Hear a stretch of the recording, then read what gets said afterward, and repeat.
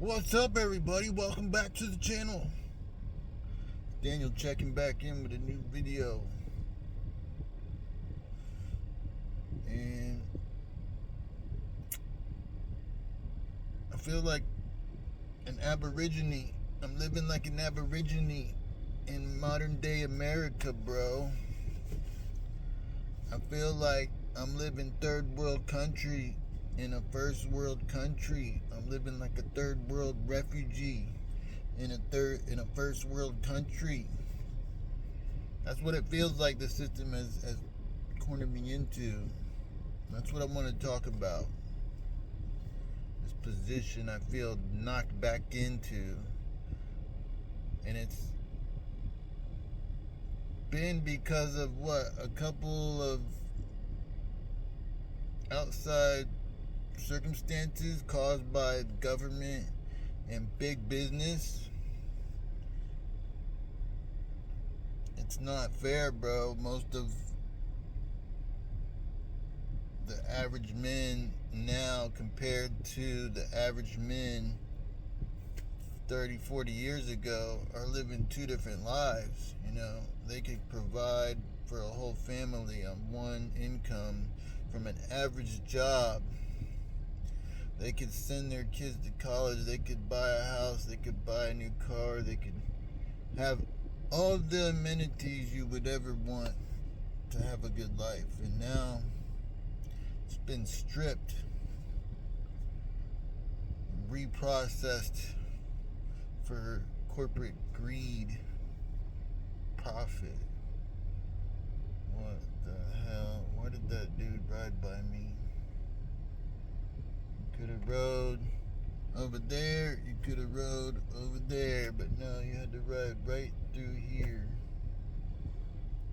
What the hell is this guy doing? Go away, you creeper. Go away. That's the thing about it. I've been parked up living in my car. You're surrounded by creepers and people. They're just people, but a lot of them are drug addicts too. A lot of them are shady baby drug addicts that are gonna try to take your shit. There's another one over there. Everywhere you look, there's a lot of homeless people out here. I'm in a parking lot, and so a lot of people congregate over here that are living in their cars and on the street, trying to get by and trying to survive. You gotta be careful who you help, though, because some people will try to, try to take advantage of you, but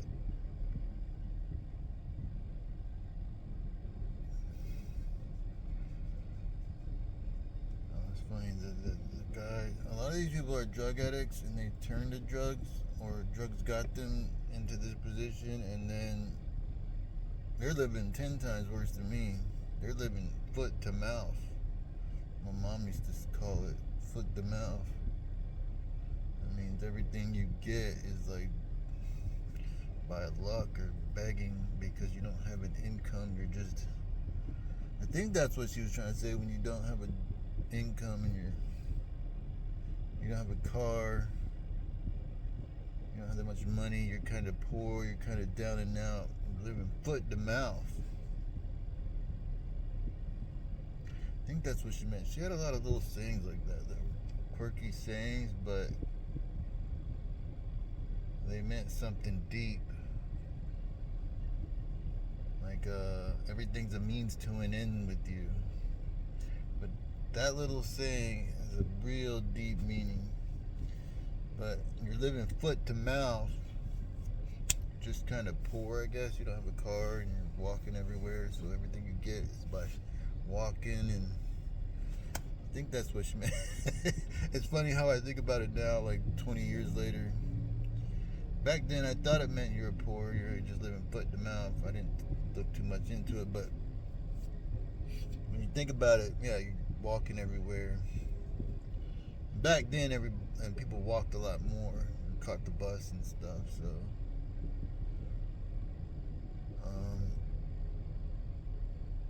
I think it's like a saying to describe you're struggling and trying to get by too. So yeah, a lot of people out here are living like that. They're living twice as, maybe 3 times worse than me, because they're homeless, drug addict, alcoholics. But I'm still living a I'm still living like a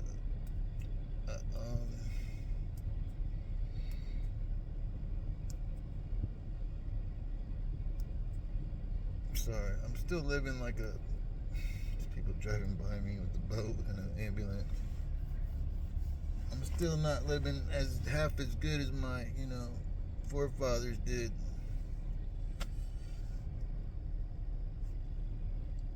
So I'm in between jobs too, so I gotta figure out something soon. I've been trying to find some opportunities, hoping I find something to get back out of the red, because I'm about to be in the red. Get back in black, I mean. Get out of the red and get back in black. So I'm struggling right now, and I'm living in my car.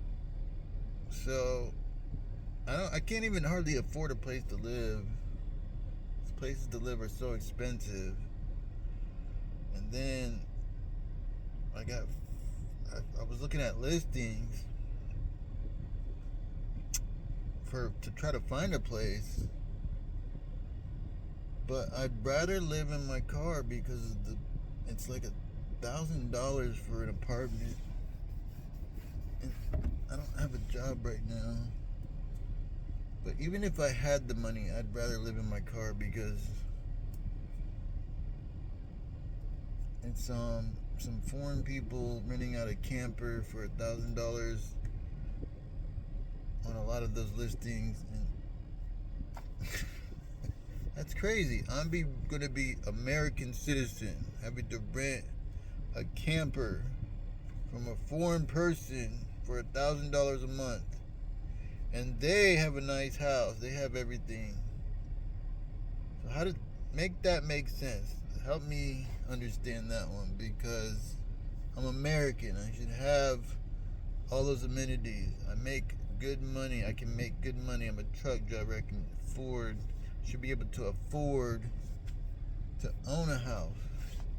But to buy a house, you gotta have good credit, good income.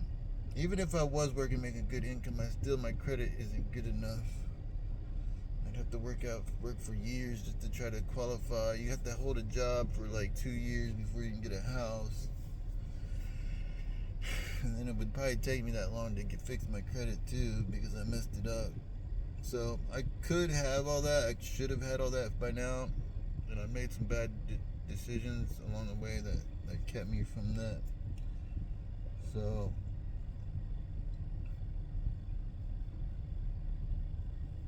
I'm just frustrated, because I feel like I've been priced out of living a more fulfilling life, to be able to travel and go on vacation, to have a couple nice cars and a nice place to live, and it just seems like I'll never afford that stuff, be able to afford that stuff. And it seems like it should be a given. It should be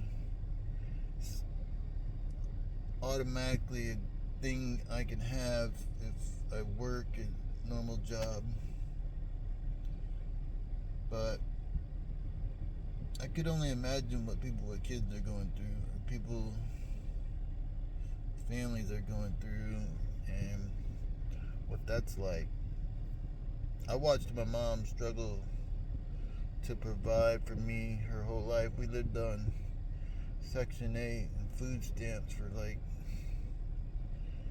don't know, it was a long time, 10, 20 years maybe, until I was grown up. And I remember being embarrassed to go spend food stamps and walk around. We had to walk a lot everywhere, catch the bus. We didn't have a car until I was like 10. Brother said we were poor, and I didn't think we were that poor, but we were pretty poor. We didn't have much, and my mom survived, I think, because of Section 8. And she lived better than me. When I think about it, like, she had a decent place, a nice house and food, and she had to work, granted, and she did have to scrape to get by a lot, but she always had a place to live because she had a cheap rent because of Section 8, and then she had food stamps to help her out with food. And she had my grandma to help her out too. So they help out single women with kids, which is granted they should. She never had child support though, so that's why we struggled a lot too. Child support would have helped out. My dad was a deadbeat dad, not a deadbeat dad. I don't want to say that. I don't know if I should say that, but he wasn't around. He left because it was like a fling thing that made me. But yeah, now I'm an Aborigine. Go figure. But I feel like a lot of men feel like that now. Like we've just been turned into like a modern day slave, bro, that doesn't get any fruits from his labor or work.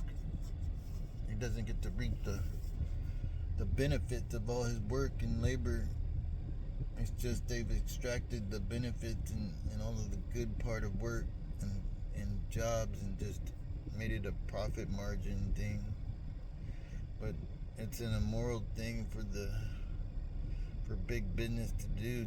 There should be a moral obligation to the American people for big business and for government. But the influence of big business on the government has kind of corrupted society and made it harder for the small guy maybe to move up. They've lost touch with what it's like to be struggling. The people in power don't understand exactly why, probably, but it's mostly because they've taken out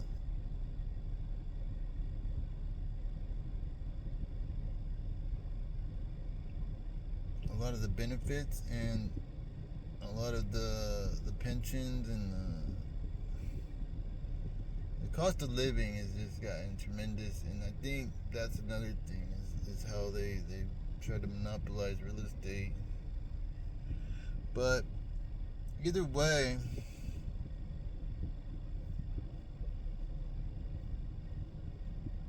it's caused me to be having to live like I'm in a third world country. I live in a car. Living in a car for a long time, off and on. When I'm not living here, I'm living in a truck on the road. And I sacrifice all my time away from everybody and everything.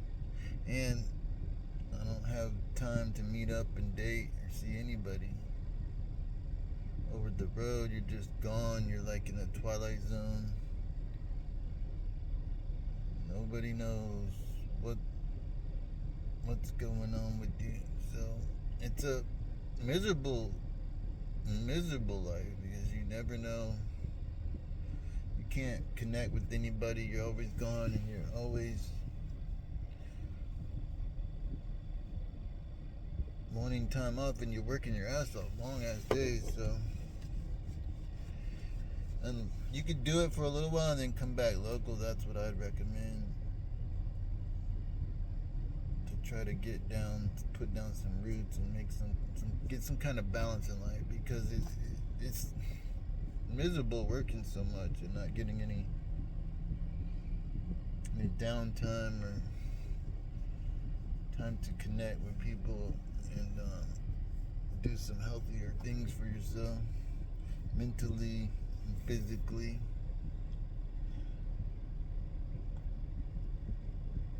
But thinking back, yeah, we struggled a lot. We struggled a lot growing up. I was poor. We were poor for a long time. 10, 20 years I grew up. Maybe that's what messed me up. Maybe I had a poor mindset. I know I was apathetic, and drugs caused a lot of problems, but I think I had a negative view of the world, maybe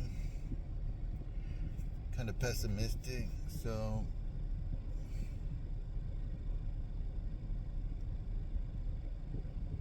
growing up, I always felt lesser than, I think, and I didn't have a direction and assertiveness to really go after what I wanted, or go after something. But everything looked so bad, and I went down the worst path. Probably ended up trying to follow other people, toxic people too. They never did anything was good with their lives. They tried to act like they knew it all, but they never did anything that good. They're still struggling. Matter of fact, they got a bunch of more problems than I got. So we always had enough, I think. We grew up. I grew up kind of poor, but I think my mom told me, even though we're broke, we're not poor. We're even though we don't have a lot of money, we don't have to feel poor. And it sounded good. It sounded real good, but you always have that feeling like, it makes you feel uncomfortable, and you don't have a lot. So now it's like I spoil myself, and I try to get whatever I want, and I still feel insignificant sometimes, or insecure because I don't have a lot. And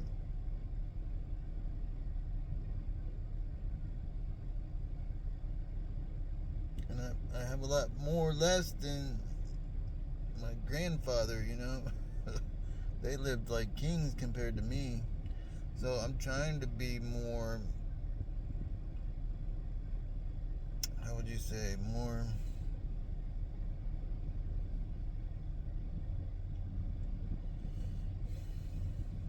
I don't know, more humble about it, more about my situation, and I'm trying to escape it, really, is what my ultimate goal is, to escape and get financially stable, independent, and successful.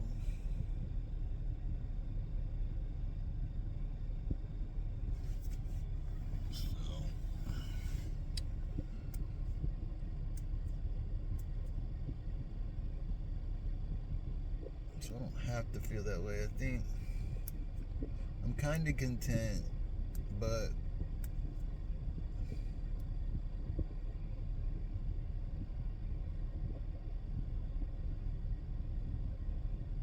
you see people with a lot of stuff out here and a lot of money, and it makes you more angry about it, makes you upset about your situation because there's tons of money, but you can't get to it because of your situation, or the way things are set up.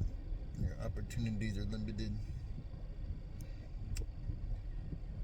It could take a long time to get to where I really want to get to, and I'm tired of working my butt off. But I'm trying to be grateful because there's people in a lot worse situation than me. It's just,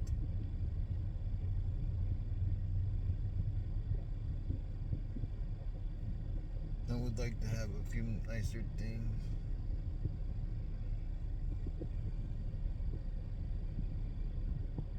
Be more independent. Have a nice place to live. I can bring a girl to. or a woman to show that I have a nice place and I'm a decent person. Because a woman is gonna look at you funny if they find out you're living in a car, or you don't have a normal place to live. I even had a camper for a little while, and I think they would look down on that too. Live in a camper? What the hell? I mean, there's some women that probably understand, like, hey, struggling, but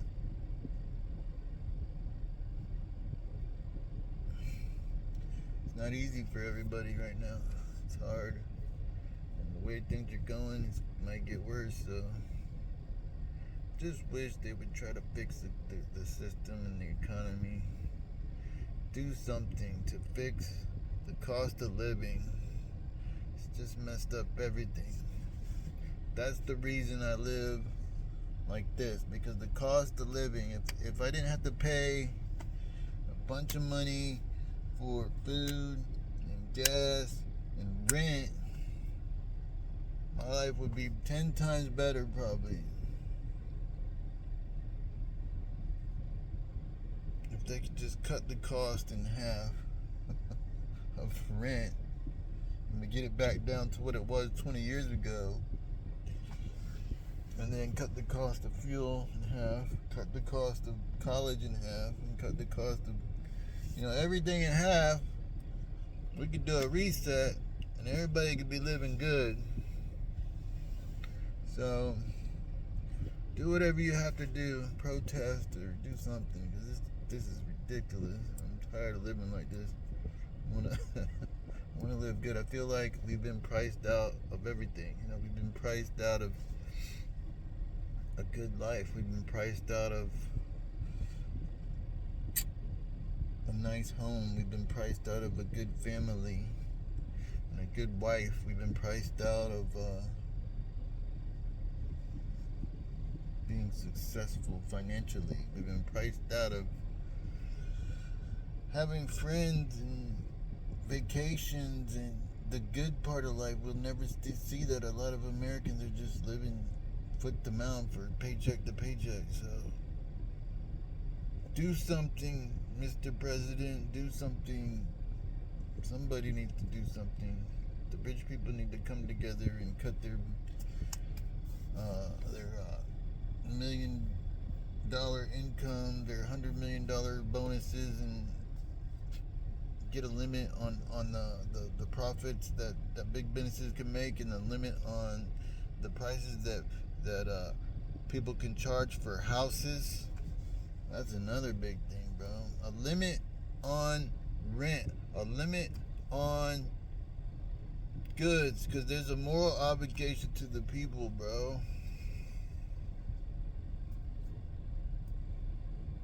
Tired of fucking having to spend all my money just to survive, or just to be able to eat some decent food. It's ridiculous, bro. This is ridiculous. I'm tired of it. I'm tired of living like this. I don't understand why I can't go back to the old way it used to be. It's just greed, bro.